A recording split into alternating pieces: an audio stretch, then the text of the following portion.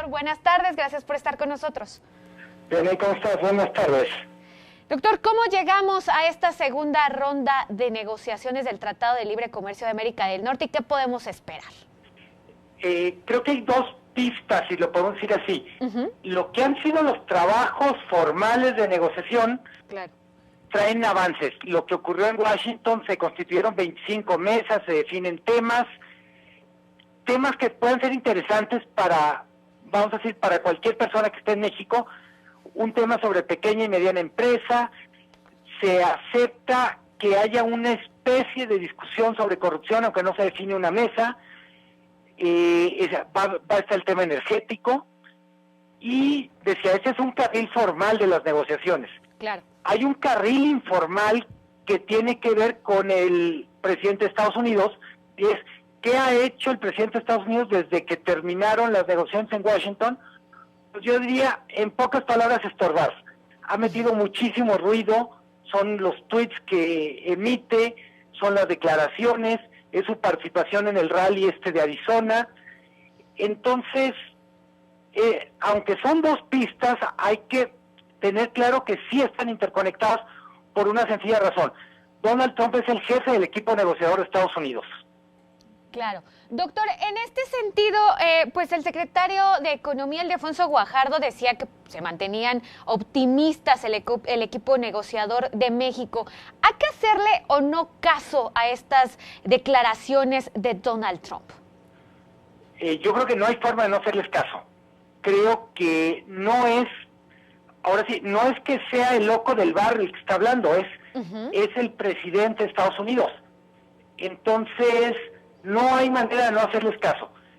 ¿Qué le queda al equipo negociador mexicano? Yo diría al gobierno mexicano, yo diría que dos cosas.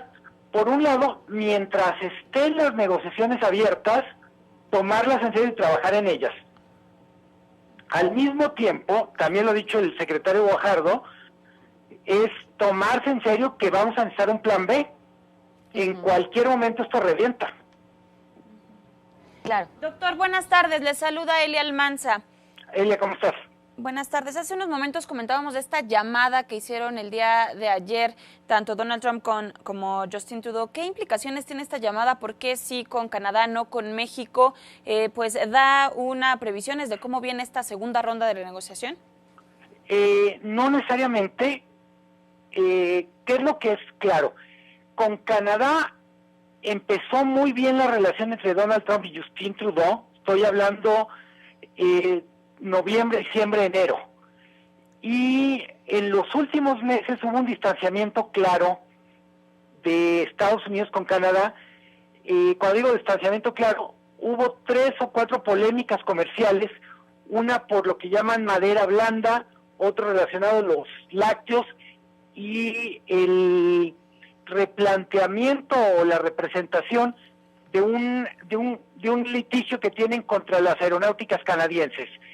Si solo nos atenemos a la parte formal, es Trump hablando con Trudeau, uno podría pensar que es un acercamiento después de algunos meses de muy mala relación. No necesariamente es la continuación de la película esta de casi de luna de miel con la que estaban en diciembre, enero. Claro, doctor, tenemos que hacer una pausa. ¿Nos permite 3 minutitos y continuamos hablando del tema? Sí, claro. Muchísimas gracias. Vamos a una pausa. Doctor, gracias por permitirnos hacer esta pausa. Hace unos momentos nos comentaba, bueno, pues esta ronda de negociaciones no va a ser ningún episodio de miel sobre hojuelas. En este contexto, ¿cuáles serán los temas más álgidos o más complicados para México en la segunda ronda de negociaciones? ¿Y por qué?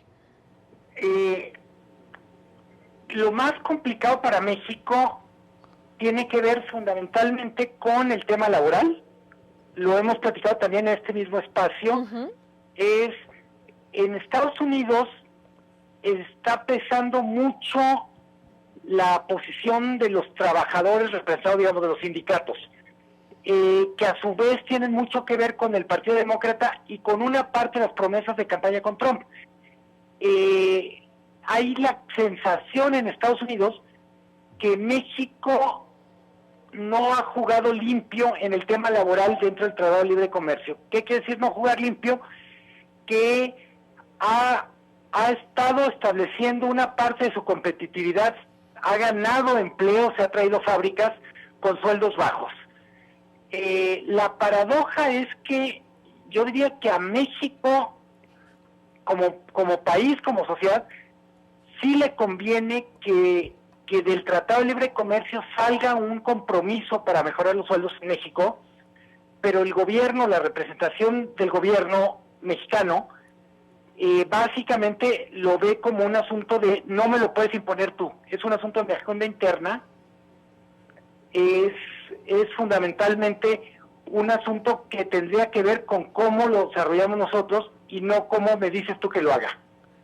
Claro. Ese es para mí uno de los temas más delicados. Otro tema delicado, que es un poco más técnico, más complejo, tiene que ver con las llamadas reglas de origen. Reglas de origen en la práctica es cuánto contenido por país tiene que tener un producto para poder llamarse que está hecho en la región de América del Norte. Entonces, aquí la discusión es si, por ejemplo, para armar un coche en México de una armadora japonesa, una parte de las piezas vienen de Japón, eso debe contar como un coche hecho en México, como un producto japonés. Y cuando se dice hay una discusión sobre regla de orígenes, ¿qué porcentaje del valor del coche hecho en México cuenta para que sea contabilizado como un coche hecho en México? ¿Por qué es delicado eso? Pues porque básicamente México tiene inversiones de otros países que no son de la región NAFTA que podrían resultar perjudicados en esta negociación.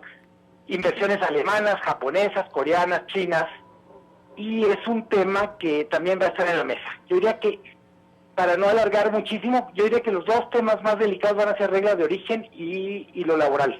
Claro, hasta los medios canadienses han filtrado información de que los funcionarios canadienses se podrían levantar de la mesa incluso por este tema de reglas de origen, doctor. También está el tema de la corrupción. Pues en los próximos días estaremos viendo cómo nos va en este segundo round. Muchísimas gracias por su análisis, siempre es un placer y esperamos hablar pronto en los próximos días precisamente para que nos dé un poco de luz en estos temas técnicos de la renegociación del Tratado de Libre Comercio. Es un gusto estar con ustedes. Buenas tardes.